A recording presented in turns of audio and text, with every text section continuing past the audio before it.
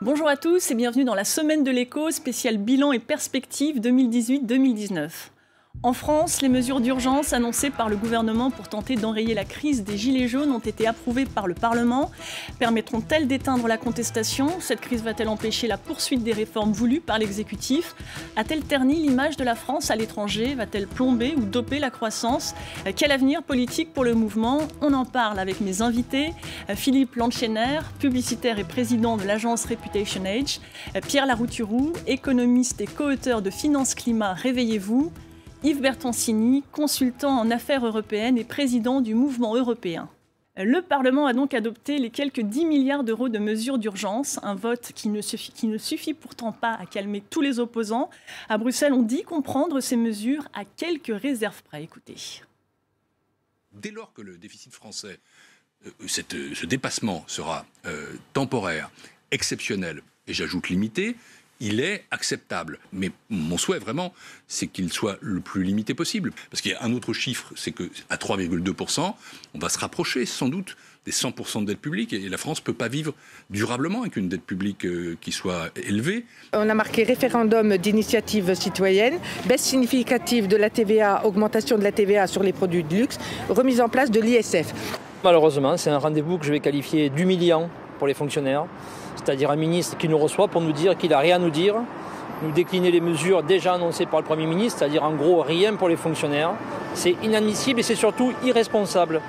Alors on voit bien que deux logiques s'affrontent, d'un côté sérieux budgétaire, de l'autre de nouvelles revendications qui s'ajoutent aux mesures annoncées. On va les passer rapidement en revue. La hausse du SMIC de 100 € via la prime d'activité, la possibilité pour les entreprises de verser une prime exceptionnelle de 1 000 € exonérée de toute charge sociale et d'impôts pour leurs salariés, et puis la défiscalisation des heures supplémentaires, le rétablissement de la CSG réduite pour les retraités gagnant moins de 2 000 €. Pierre Larouturou, ces mesures dites d'urgence sociale sont-elles, selon vous, de nature à éteindre l'incendie ou plutôt à raviver de nouvelles revendications?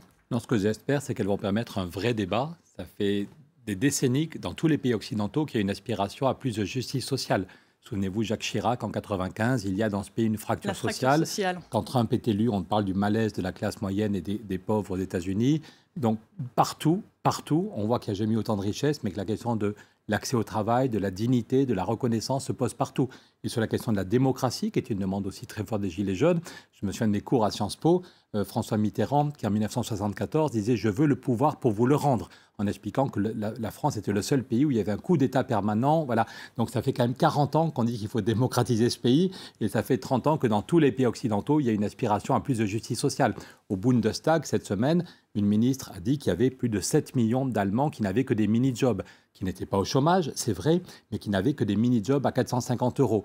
Donc la question de la dignité dans son expression démocratique et dans la question de la justice sociale, elle se pose dans tous les pays occidentaux. Alors, et sans doute dans les pays du Sud aussi. Yves Bertoncini, l'exécutif insiste sur le fait qu'il y a un équilibre entre mesures pro-pouvoir d'achat et en même temps mesures pro-entreprise, que l'on respecte les promesses de campagne d'Emmanuel Macron. Est-ce que vous partagez cette analyse ?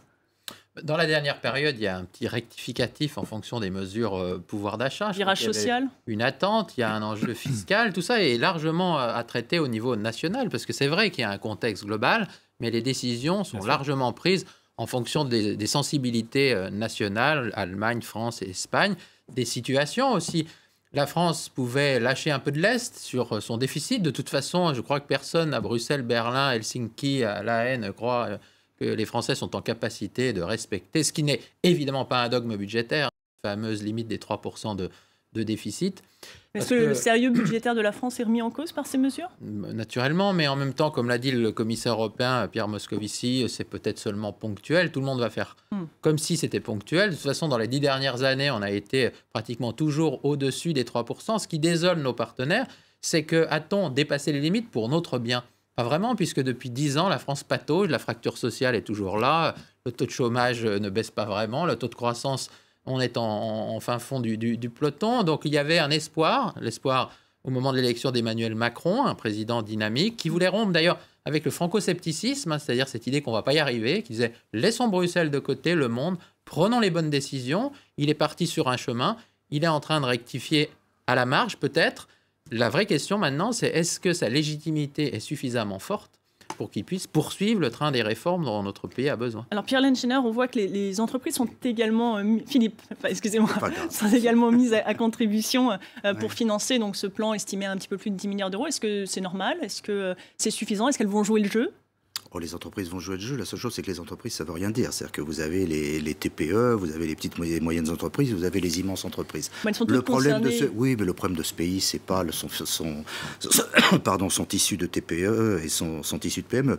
Le problème, c'est la contribution au bien public des immenses entreprises qui vivent, d'ailleurs bien souvent, de commandes publiques. Donc c'est poser le sujet d'une manière un peu enfantine et puérile. Le vrai débat, je pense aujourd'hui, et Pierre Laroutou l'a très bien posé, c'est qu'aujourd'hui on est au bout de 200 années d'un cycle qui touche aujourd'hui, et c'est en cela où la période est merveilleuse, leur acmé. C'est-à-dire que vous avez eu, à la suite des Lumières, 200 ans d'individualisme, Kant qui dit penser par soi-même, et puis Descartes cogito ergo sum, donc je pense donc je suis.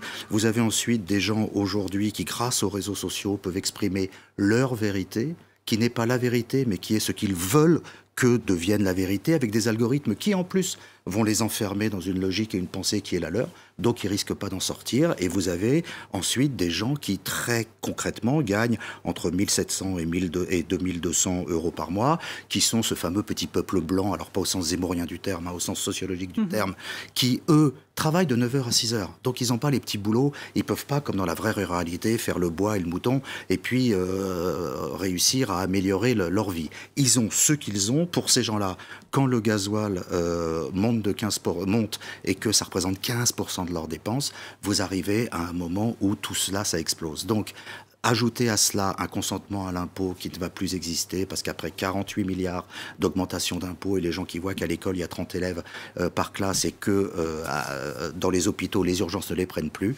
s'il n'y a pas une remise à plat du système, l'implosion est une certitude. Est-ce que, on a bien entendu votre discours, est-ce que les prochaines réformes à venir et qui sont pas très populaires, notamment dans la fonction publique, on parle de 200 000 postes de fonctionnaires qui sont amenés à être supprimés, la réforme des retraites ou encore celle de l'assurance chômage, est-ce que ces réformes ont du plomb dans l'aile? Mais pour faire de telles réformes, il faut une légitimité politique importante. Ce n'est pas le cas? Celle d'Emmanuel Macron était plus fragile qu'il n'y paraît, parce qu'au fond, il est arrivé à gagner l'élection présidentielle avec... au premier tour, 25% environ, une grosse partie de vote utile venant de la gauche. Et puis au second tour, il a gagné naturellement parce que Marine Le Pen était un repoussoir. Mais sa légitimité n'était pas si forte. Il l'a utilisée pour l'instant. Ensuite, semble-t-il, il a commis quelques maladresses, des choix politiques aussi, des arbitrages. On parlait d'impôts. Bon, c'était symbolique de supprimer l'ISF en premier, mais dans la séquence, ça a été mal perçu. Il opère un rattrapage. Je pense que dans notre système politique, et c'est sa faiblesse, le système politique français, la légitimité est concentrée sur une personne, une. Et une fois que cette légitimité est affaiblie, il est plus difficile de la rétablir. Moi, je souhaite qu'il y arrive, parce que ces réformes dont vous parlez, la France en a besoin, on en a déjà fait, il faut continuer à améliorer le score. Et je crois que c'est aussi ce que les Français souhaitent. Je vous vois réagir. Est-ce que oui, il est possible que ce ne soit pas si simple. Il est possible que tous les critères d'hier soient désormais obsolètes, parce que, attention, les gens qui nous arrêtent au rond-point, ils savent qu'il y a 35 élèves par classe dans leur école, et ils savent qu'aux urgences, hier, 2 personnes en France sont mortes. Voilà. Et donc, ces gens-là, si Emmanuel Macron leur dit « Mon ennemi, c'est la lourdeur de ce pays, c'est la technostructure, et je vous ai entendu, je me bats », vous savez, ça va tellement vite aujourd'hui, tellement vite. Les basculements peuvent se faire d'un côté à l'autre, donc je pense que les gens qui disent qu'aujourd'hui, Emmanuel Macron a du plomb dans l'aile, comment ne pas voir qu'effectivement il a pris un lion, faudrait être aveugle, mais aujourd'hui, ça se joue en temps réel et tout peut se passer. Alors juste après 5 semaines de mouvements parfois violents, outre le coût des réparations, celle de la baisse de la fréquentation dans les grands magasins et celle des réservations hôtelières qui inquiètent, selon l'INSEE, ce sont des chiffres très récents, la croissance au dernier trimestre sera de 0,3% et non plus de 0,4% au dernier trimestre 2018. Et pour l'année entière, la croissance est ramenée de 1,7% à 1,5%.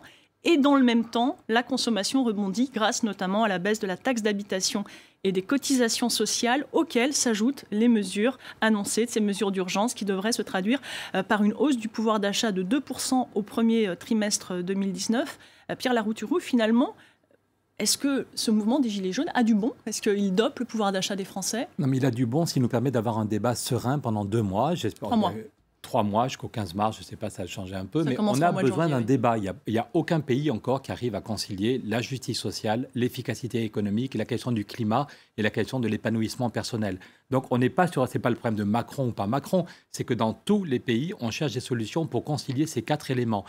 L'efficacité économique, la justice sociale, la question du climat et de la biodiversité et l'épanouissement personnel. Donc, est-ce qu'on prend au sérieux? Emmanuel Macron n'a pas été élu pour ça, de même que Gorbatchev n'avait pas été élu pour gérer la fin du mur de Berlin, mais le peuple s'est mis dans la rue et Gorbatchev a géré intelligemment cette demande. Donc, moi, ce que j'espère, parce que je suis père de famille, parce que je suis citoyen, mon problème n'est pas Macron. Ou, il se trouve que c'est lui qui est à ce moment-là dans un pays qui a une envie de justice sociale et de participation. Donc moi, j'ai envie de dire chiche, est-ce qu'on peut prendre 3 mois pour tout mettre sur la table, qu'il n'y ait aucun sujet tabou et que derrière, ça débouche sur des mesures d'urgence et sur un cap où va la France, où va l'Europe. Très rapidement, mais Pierre, il est obligé dans ce débat de donner des gages. Je prends un exemple. Le jour où il va expliquer que, et c'est votre dada, vous le savez, les particules à 10 microns, le sinus les bloque, celles à 2,5%, c'est l'Alzheimer, et les nanoparticules qu'on a découvertes à Pékin, c'est directement dans le sang. Il faut 12 générations pour que le corps fabrique des anticorps, 120 ans, on n'a pas le temps. Donc oui, il faut une taxe. Mais les gens vont dire... D'accord pour payer une taxe sur le gazole, mais toi, tu dois commencer par baisser les tiennes. C'est-à-dire que le problème qui se passe aujourd'hui, c'est que nous sommes dans un débat à sens unique et que le Dieu et le droit divin demandent des choses aux gens. Ce mouvement, et les gens finalement, ne en veulent quelques plus, semaines, ça. a obtenu plus que les syndicats, que les partis d'opposition en Parce qu'on est 18 passé mois. dans une société. Alors, C'est sociologiquement, dire l'état nous, du dialogue dans notre social métier, dans le pays. on appelle ça, on dit qu'on est passé d'une société du droit divin à une société de la représentation, à une société du consentement. Et aujourd'hui, si les politiques ne se rendent pas compte qu'on est passé dans une société du consentement, on n'y arrivera pas. C'est là-dessus qu'on arrêtera, c'est la fin de cette première partie. Restez avec nous, on parlera des craintes et des préoccupations qui planent sur le ciel économique mondial dans la deuxième partie dans quelques instants. Restez avec nous.